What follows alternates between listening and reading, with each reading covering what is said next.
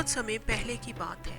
एक मस्जिद में एक मौलवी साहब बच्चों को कुरान पाक पढ़ाया करते थे और करीब ही एक दरख्त पर बैठा जिन कुरान पाक की तिलावत बड़े शौक से सुना करता था।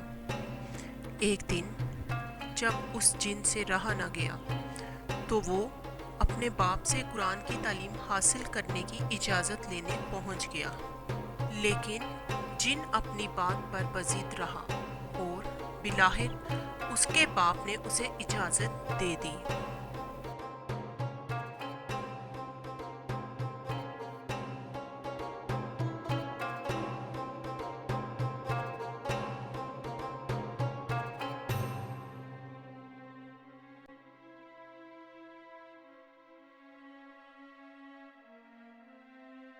और फिर जब मौलवी साहब मस्जिद के बाहर खड़े थे तो जिन उनके पास पहुंच गया और मौलवी साहब ने उसे कुरान की अस्सलाम वालेकुम मौलवी साहब, क्या हाल है आपका? वालेकुम अस्सलाम।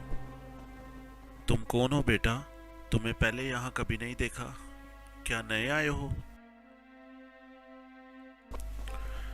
मौलवी साहब, मैं ताजिर हूँ, तिजारत की गर्ज से यहाँ वहाँ भटकता फिरता हूँ।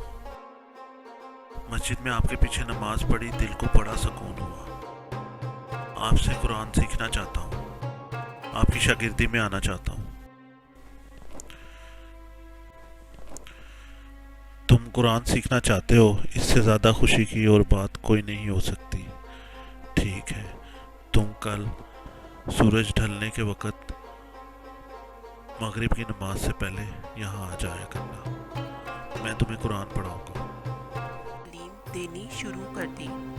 वो बहुत शौक से कुरान पाक पढ़ता और रोज़ मौलवी साहब के लिए हलवा या कोई ना कोई खाने की चीज़ ज़रूर लाता। उससे मौलवी साहब इस शागिर्द से बहुत खुश थे। एक माह में ही उसने मुकम्मल कुरान सीख लिया। फिर एक रात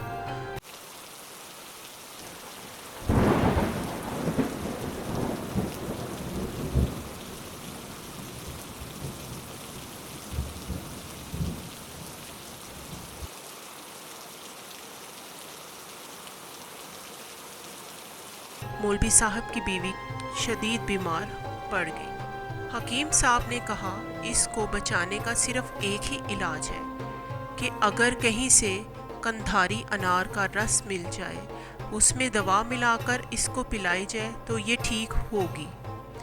मौलवी साहब परेशान हो गए कि ये तो मौसम ही नहीं है और वैसे भी कंधारी अनार तो अफ़गानिस्तान से मिलते हैं, उन्हें वक़्त पर लाना मुमकिन नहीं। पास खड़ा जिन सब सुन रहा था।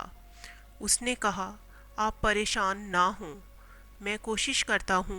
और फिर रात को मौसम बहुत ख़राब था कि अचानक मौलवी साहब के दरवाज़े पर दस्तक हुई। मौलवी साहब बाहर आए तो देखा कि अनार का पूरा दरख्त सहन में मौजूद है। ये देख के तो मौलवी साहब हैरत में गुम हो गए। मौलवी साहब ने शागिर्द से कहा कि बताओ तुम कौन हो? उसने कहा, पहले आप अपनी बीवी की जान बचाएं। मौलवी साहब ने जल्दी से अनार का रस निकाला और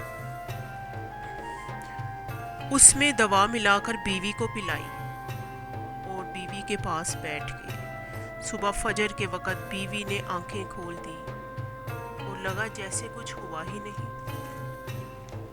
फिर मौलवी साहब शागिर्द को अपने पास बुलाया और पूछा, तुम कौन हो? कोई इंसान तो ये सब नहीं कर सकता। उसने कहा कि मैं जिन हूँ, लेकिन आपको मुझसे डरने की कोई ज़रूरत नहीं। फिर मौलवी साहब ने उसको समझाया कि तुम अपनी दुनिया में वापस चले जाओ।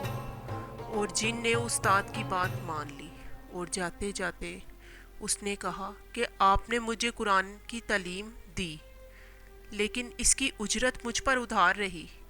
ये कहकर जिन वहाँ से गायब हो गया। दोस्तों, अगर आप इस कहानी का अगला हिस्सा देखना चाहते हैं, कमेंट सेक्शन में ज़रूर बताइएगा। शुक्रिया।